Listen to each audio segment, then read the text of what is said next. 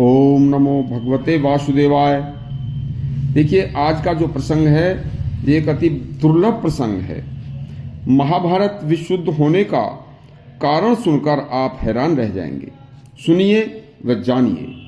महाभारत की लड़ाई उस समय का एक विश्व युद्ध था। यह प्रसंग अपने समस्त बेटे पोते व रिश्तेदारों व मित्रों के युद्ध में मारे जाने के बाद शोक में डूबे धृतराष्ट्र ने श्री कृष्ण से दुखी मन से रोते हुए पूछा था कि हे कृष्ण, दो भाइयों के झगड़े में तुमने समस्त संसार के राजाओं व क्षत्रियों को क्यों मरवा डाला?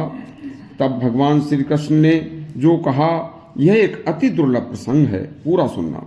श्री कृष्ण बोले, हे राजा, जिस तरह सूर्य निकलने से घंटों पहले ही आकाश में सूर्य की आभा का आभास होने लगता है कि बस कुछ देर बाद सूर्य निकलने वाला है, तथा हे राजन, जिस प्रकार मनुष्य का बुढ़ापा आने का संकेत मनुष्य के सफेद बालों का होना, दांतों का कमजोर होना, शरीर में थकान का एहसास होना होता है, उसी प्रकार हे राजा, जब आपकी भरी सभा में एक निरपराध नारी का चीर हरण करके और सरेआम नंगा किया जा रहा था तथा एक पाप खुलेआम राज्यसभा में जुआ हो रहा था तथा बड़े बड़े धर्मात्मा तथा कुल गुरु कृपाचार्य तथा गुरु द्रोणाचार्य, महात्मा विदुर और आप सभी के आदरणीय पितामह के सामने भी लज्जा को त्याग कर लज्जा विहीन होकर यह पाप हो रहा था, तो उस दिन से द्वापर युग समाप्त होकर कल युग आने के केवल 50 वर्ष शेष बचे थे राजन। तब कलयुग की काली छाया का असर संसार पर पड़ना शुरू हो गया था और उस कलिकाल की काली छाया के प्रभाव से ही मनुष्यों, राजाओं, क्षत्रियों की बुद्धि भ्रष्ट होनी शुरू हो गई थी। हे राजन, उसी समय पर मैंने दुर्बुद्धि मनुष्यों तथा राजाओं को नष्ट करने की सोच ली थी। देखो, जब कलयुग आने के आभास मात्र से ही दुर्बुद्धि मनुष्य ऐसा करने लगे थे, तो कलिकाल का मात्र 50 वर्ष बाद जब राज हो जाता तो संसार कलयुग के प्रारंभ में ही दुखों व कष्टों से इतना कहर बरपाना शुरू कर देता कि चारों तरफ त्राही त्राही मच जाती। उधर ये सभी मारे गए तुम्हारे पुत्रों व रिश्तेदारों सहित लोग कई कई सौ वर्षों तक भी अपने आप नहीं मरते और ये इतने बलशाली थे कि कलयुग में इन्हें कोई मारने वाला ही नहीं था। तब इनके अत्याचारों से जो घोर कलिकाल युग के अंत में आना था, वह घोर कलयुग युग के प्रारंभ में ही आ जाता।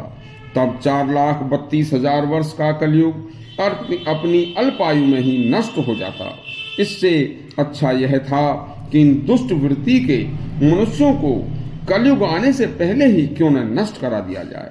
तब हे राजन, कौरव और पांडवों के मन में यह बात आनी शुरू हो गई थी कि हम अपने अपने मित्र व रिश्तेदारों को भी बुलवाकर और अपनी अपनी शक्ति का एक दूसरे को एहसास कराएं।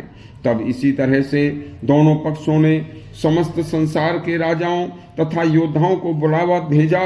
उधर मेरी ही माया से जिस राजा को युद्ध के लिए बुलावा भेजा जाता था, तो वह राजा युद्ध के बुलावे को सहर्ष स्वीकार कर लेता था और अपनी समस्त सैन्य शक्ति व सेना के साथ सभी तरह के कार्यों को करने वाले सभी मनुष्यों को लेकर अपने दल बल के साथ चल देता था।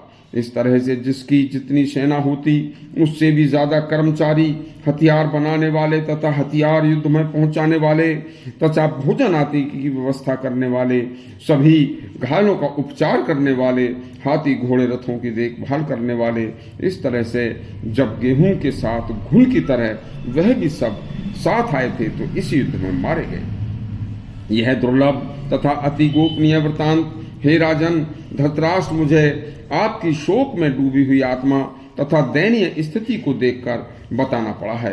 देखो, युगों का आना और जाना, सतयुग के बाद त्रेता और त्रेता के बाद द्वापर और द्वापर के बाद कलयुग, यह एक संसार चक्र है। ऐसे ही प्रकृति गर्मी के बाद बरसात और बरसात के बाद सर्दी, बरसात के बाद सर्दी, इस तरह से प्रकृति का चक्र है। और बचपन के बाद जवानी तथा जवानी के बाद बुढ़ापा, यह एक मनुष्य का जीवन चक्र है। इन सभी चक्रों की रक्षा करना राजन मेरा कर्तव्य है, इसलिए तुम शोक मत करो। इन चक्रों को तो आना और जाना है, हमेशा ही यह लगा रहेगा। इस तरह से धर्म ग्रंथों के प्रसंगों को सुनने के लिए आप हमारे चैनल को सब्सक्राइब करें, घंटी दबाएं। धन्यवाद।